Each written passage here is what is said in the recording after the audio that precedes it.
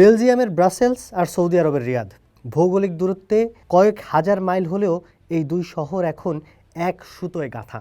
একদিকে 7 দশকের পুরনো সামরিক জোট ন্যাটো যখন অভ্যন্তরীণ দ্বন্দ্বে জর্জরিত, ঠিক তখনই আরব সাগরের তীরে গুঞ্জন নতুন এক জোটের। বিশ্লেষকরা তার নাম দিয়েছেন ইসলামিক ন্যাটো। কিন্তু চিরকাল বিভক্ত মুসলিম বিশ্বে কি সত্যিই এমন একক প্রতিরক্ষা ব্যবস্থা গড়ে তোলা সম্ভব, নাকি এটি শুধুই ভূরাজনৈতিক এক মরীচিকা? দীর্ঘ ৭৭ বছর পর উত্তর আটলান্টিক নিরাপত্তা জোট বা ন্যাটো এখন তার ইতিহাসের সবচেয়ে নড়বড়ে অবস্থায়। মার্কিন প্রেসিডেন্ট ডোনাল্ড ট্রাম্পের গ্রিনল্যান্ড দখলের বিতর্কিত অভিপ্রায় আর ইউরোপীয় মিত্রদের প্রতি অনাস্থা, সব মিলিয়ে পশ্চিমা এই শক্তির মেরুদণ্ডে ফাটল এখন স্পষ্ট। এই নতুন সমীকরণের অনুঘটক হিসেবে কাজ করেছে গত সেপ্টেম্বরে কাতারের রাজধানী দোহায় নজিরবিহীন ইসরায়েলি হামলা। বছরের পর বছর মার্কিন নিরাপত্তার চাদরে আশ্বস্ত থাকা আরব দেশগুলো হঠাৎই বুঝতে পেরেছে ওয়াশিংটন এখন আর আগের মতো নির্ভরযোগ্য নয়। সেই নিরাপত্তাহীনতা থেকেই জন্ম নিয়েছে নিজেদের একটি প্রতিরক্ষা বলয় গড়ার তাগিদ।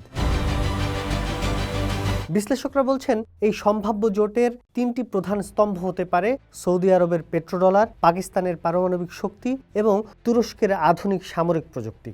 যদিও 2015 সালের সন্ত্রাসবাদের বিরুদ্ধে লড়াইয়ের দোহাই দিয়ে IMCTC গঠিত হয়েছিল, কিন্তু 2025 সালের সৌদি পাকিস্তান প্রতিরক্ষা সমঝোতা এবং তাতে তুরস্কের আগ্রহ একে একটি পূর্ণাঙ্গ সামরিক জোটে রূপান্তরের ইঙ্গিত দিচ্ছে।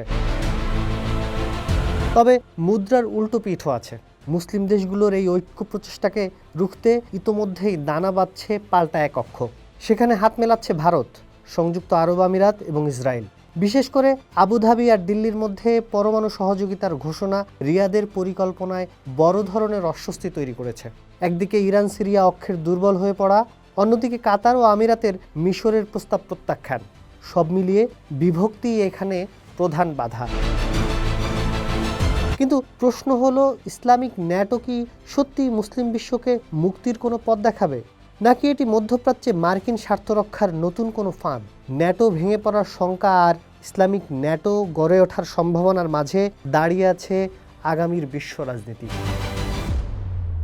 পোস্ট দেখুন, ভাবুন, করুন, থাকুন পোস্টের সাথে।